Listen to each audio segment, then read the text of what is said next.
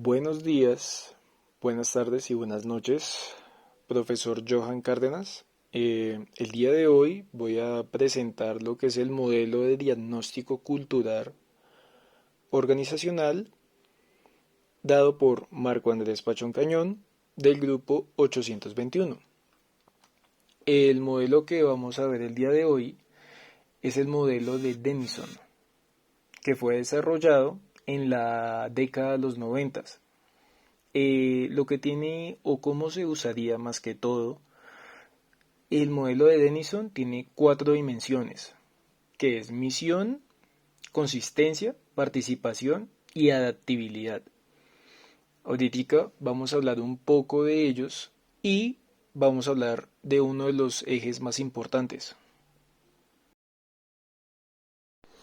Ahora lo que vamos a hacer es hablar un poco de las fases del modelo de Denison. Estas fases están divididas en tres: lo que es el input, desarrollo y output, de las cuales tienen diferentes acciones cada una. En cada una lo que podemos ver es que el input va a identificar las necesidades para que pueda gestionar de una mejor manera y generar oportunidad para tener un plan de acción. ¿Qué queremos saber con eso o qué entendemos por eso? Lo que se debe saber es de que en la fase input se usa mucho lo que es la estrategia FODA. La estrategia FODA en qué sentido da? Nos tiene que dar o tiene que entender de cuáles son las debilidades y fortalezas, cuáles son las metas que tiene la empresa y cuáles son las amenazas que puede llegar a tener. De esta manera podemos identificar una cultura y cómo podemos llegar a abordar esa cultura en ese momento en la empresa. También tenemos que tener en cuenta que cuando estamos hablando de FODA y de lo que es la estrategia o el modelo de Denison, tenemos que tener en cuenta lo que es la adaptabilidad, la misión, participación y consistencia, para poder ver una visión más fácil o más tranquila de lo que sea con la cultura. Partiendo de esto, sabremos si la cultura en esa empresa, podemos saber si es una cultura ideal versus lo que puede ser una cultura real como tal, de acuerdo a las adversidades o los parámetros que pueda llegar a tener en ese momento la empresa. Después de esto, tenemos que seguir con el siguiente paso, que es el desarrollo. En el desarrollo, ¿qué tenemos que saber? En la parte del desarrollo, tenemos que tener en cuenta que hay dos ejes como tal, lo que es el eje horizontal y lo que es el eje vertical. En el vertical podemos saber que está lo que es el extremo superior y el extremo inferior. Y en el horizontal, lo que es el extremo izquierdo y el extremo derecho. Pero tenemos que saber bien en cuenta que cada uno de estos extremos como tal o ejes está vinculado a diferentes formas como se pueda llegar a implementar en la empresa o de qué forma se puede llegar a dar en la empresa. Por ejemplo, en lo que es el extremo superior izquierdo se encuentra todo lo que es la parte de adaptabilidad, ¿sí? Mediante esta podemos saber lo que es el aprendizaje, podemos ver lo que es la orientación o el cambio o la innovación en ese momento en la empresa. Por otro lado, tenemos que ver lo que es el extremo superior derecho, que se localiza más que todo es en la parte de la misión, las metas, la visión, el liderazgo empresarial que haya en ese momento, cómo se maneja, cómo se da el objetivo para seguir cada una de las siguientes. Por la otra parte, podemos hablar del siguiente eje, que es el extremo izquierdo. Como tal, en esta parte se da lo que es la participación, que se da lo que es, por ejemplo, la orientación del equipo, cómo se da el desarrollo o el liderazgo de acuerdo a la empresa, cómo podemos llegar a dar como una especie de desenlace o una especie de capacidad para saber cómo se puede capacitar a las personas o cómo se puede llegar a dar en el momento de la cultura, cómo se puede llegar a conformar en ese momento. Y por último está lo que es el extremo derecho, que en este está lo que es, por ejemplo, la integración o los procesos o los valores que pueden haber en ese momento en la empresa, de qué manera se pueden dar los acuerdos, cómo se da lo que es el papel de un factor de acuerdo a otro, la integración que puede haber entre esos dos factores. Eso es lo que puede haber en parte de los ejes del desarrollo. Y por último, pero no menos importante, está lo que es la fase del output. En este tenemos que saber qué tenemos que tener en cuenta cuando ya estemos haciendo esta fase. Esta es como la fase final como tal, ya que tenemos que tener en cuenta que de acuerdo a lo que ya se hizo en la primera fase, que es el input, y la segunda fase, que es todo el desarrollo, se tienen que conformar las dos, para que de esa manera nosotros tengamos plasmados de una manera más fácil o más versátil qué es lo que toca hacer en la empresa, o sea, a qué punto tenemos que llegar de la cultura o qué es lo que puede estar fallando o decayendo en la cultura de la empresa. Para este, o sea, para este modelo o para esta parte de la fase como tal del output, se debe saber que en cuenta de que uno la está haciendo es para llegar a una empresa ideal o la que a uno ya le están pidiendo como tal. De acuerdo a esto, uno tiene que llegar a ciertos parámetros para poder ayudar en las falencias que hayan habido o que se han encontrado de acuerdo a los cuestionarios o más que todo obtenida por el focus group, el cual sirve más que todo para dar una especie de investigación cualitativa entre un grupo no tan grande de personas, el cual lo que van a hacer es discutir los diferentes temas que pueden llegar a tener, de qué manera se pueden llegar a dar y cómo se puede llegar a canalizar una cierta centración de acuerdo al tema que quieren hacer. De acuerdo a todo esto que se ha planeado, de acuerdo a las fases como tal, lo que se planea es llegar a dar con una cultura real, no una cultura irreal que han intentado de plasmar en el modelo, sino que ya después de ya tener como todo el modelo armado, dar como una especie de paréntesis ahí y saber cómo se da la empresa y cómo se da la cultura de la empresa. Diría que de acuerdo a todos los aspectos o puntos que hay, de acuerdo al modelo, los ejes o las dimensiones, los mínimos que deben haber como tal, en parte diría que son en parte la participación, el liderazgo, misión o visión y adaptabilidad. Ya que en parte cuando hablamos de estos, tenemos que dar en cuenta que podemos llegar a dar una buena centración o estar más centrados de acuerdo a la cultura que haya en la empresa con solamente estos pequeños parámetros como tal, ya que cuando hablamos de participación dejaremos que haya una jerarquía más avanzada y más total sobre los demás trabajadores y sobre el cliente como tal.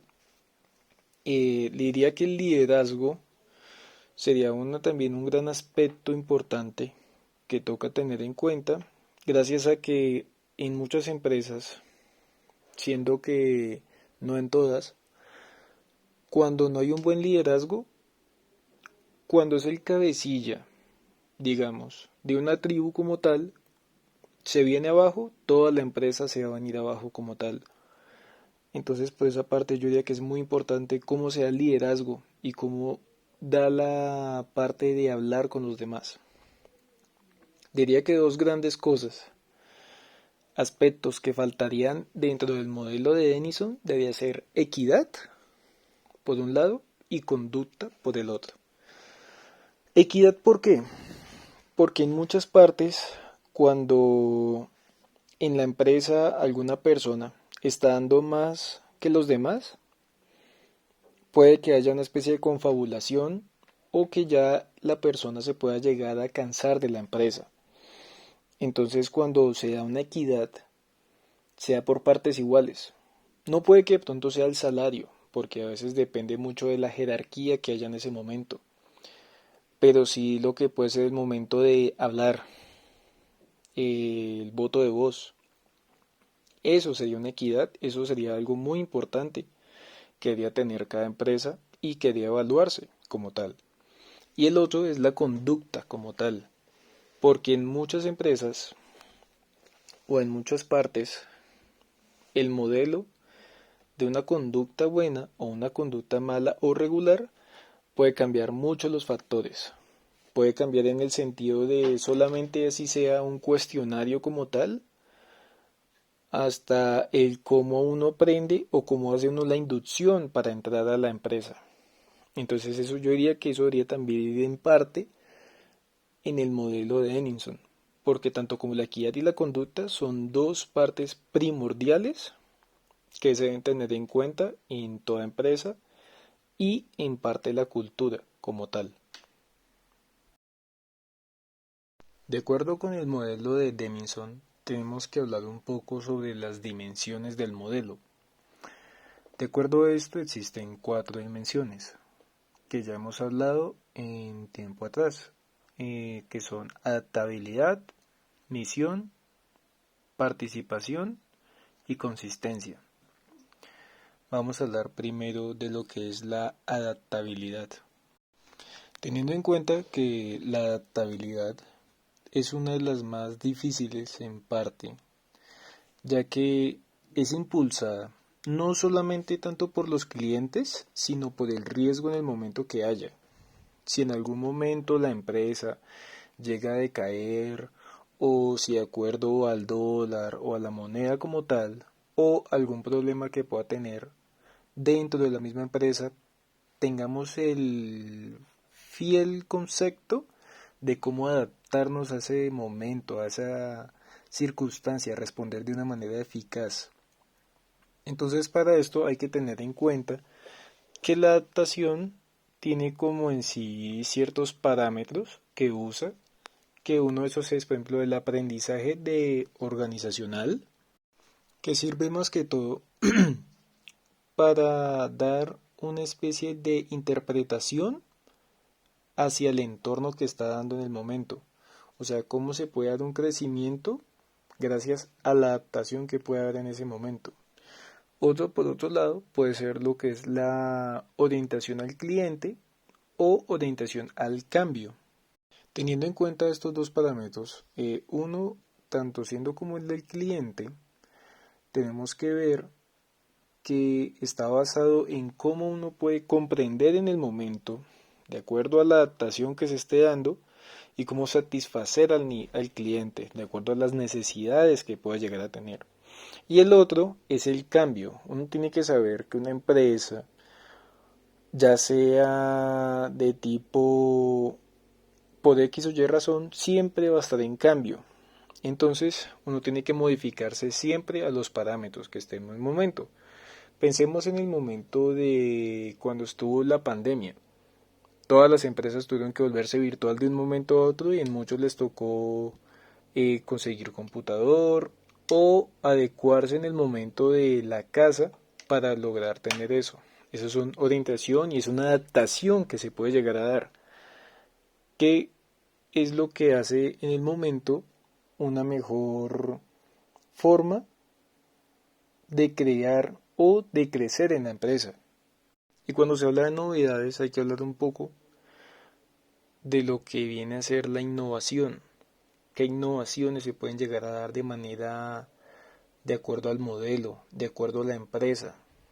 De cómo si uno llega a adaptarse en el momento, digamos, de la forma virtual, en qué momento uno puede llegar a tener una innovación, de hacer algún cambio a la empresa, cómo puede uno ayudar en ese momento. Esa es la parte de la adaptación como tal.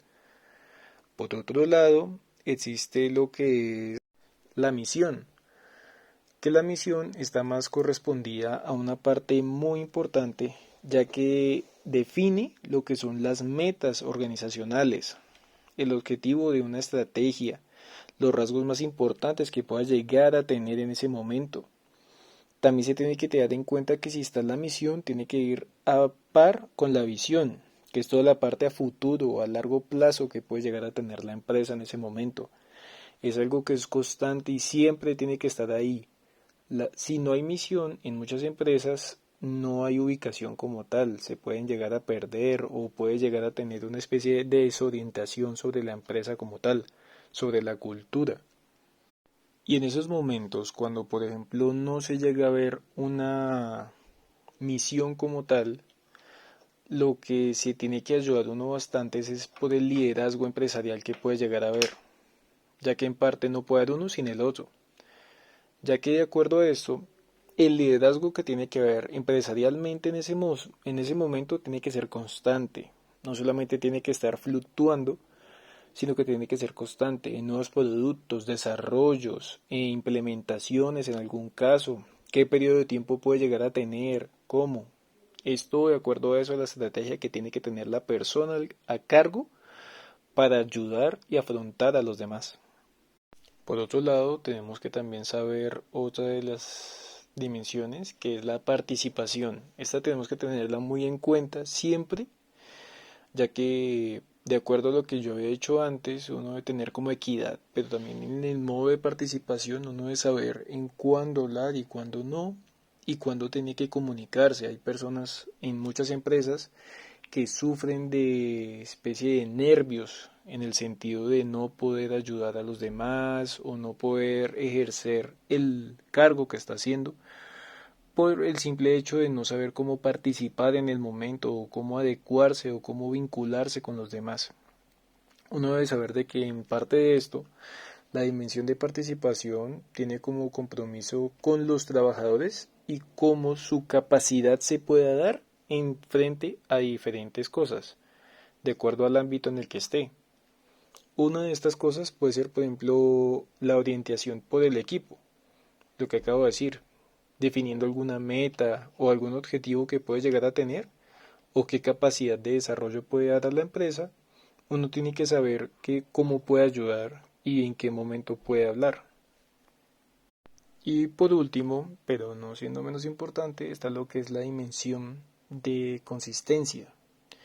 Tenemos que ubicarnos más que todo que existe como una especie de coherencia que debemos tener en cuenta, que así como su nombre lo dice, consistencia. Es como la empresa puede ejercer cierto cargo o cierta tarea para llegar a un objetivo. Si no tienen consistencia, la empresa no va a poder seguir más allá de cierto punto. No va a poder tener más metas a futuro ni nada de eso, ni dispuestas a tener, ya que la consistencia tiene que ser frecuente, no tiene que ser por así decirlo, un desorden como tal en la organización de que cada uno vaya cumpliendo una meta y ya, sino que se debe tener en cuenta que cómo la persona o las personas pueden llegar a tener cierta estrategia para que puedan cumplirla en una especie de tiempo determinado. De acuerdo con el último punto, que es si yo tuviera que manejar una empresa de 500 empleados, ¿cómo lo haría de acuerdo al modelo de Denison? Pues yo lo que haría es, en parte, serían estos tres, que serían metas y objetivos, innovación y coordinación e integración. ¿Por qué haría metas y objetivos en parte? Ya que hablamos que ese está en parte de la dimensión de la misión como tal, tenemos que ver es que lo que uno puede dar ahí es una especie de estrategia global, entonces que se puede dar en un corto plazo. Entonces, cuando uno lo dan de un corto plazo, uno puede dar una especie de parámetros que puede ayudar para uno saber cómo es la cultura en ese momento, cómo puede uno comprender en qué punto está la compañía, en qué momento de la meta puede ir. Me gusta también lo que es la parte de innovación, porque Esto tiene que ver mucho, mucho en las empresas y es algo muy importante que deben llegar a tener todas, en el hecho de cómo puede ayudar a la empresa, cómo puede sacar algo de la empresa, no solamente ir a trabajar, sino cómo puede desempeñar algo o puede adicionar algo, la forma en la que se pueda cuestionar la persona, en sí puede ser innovador y puede ayudar a la empresa como tal. Eso sí me gusta bastante, la verdad. Y eso es algo que se debe usar en muchos, en bastantes aspectos, ya que esto va con la parte de adaptación.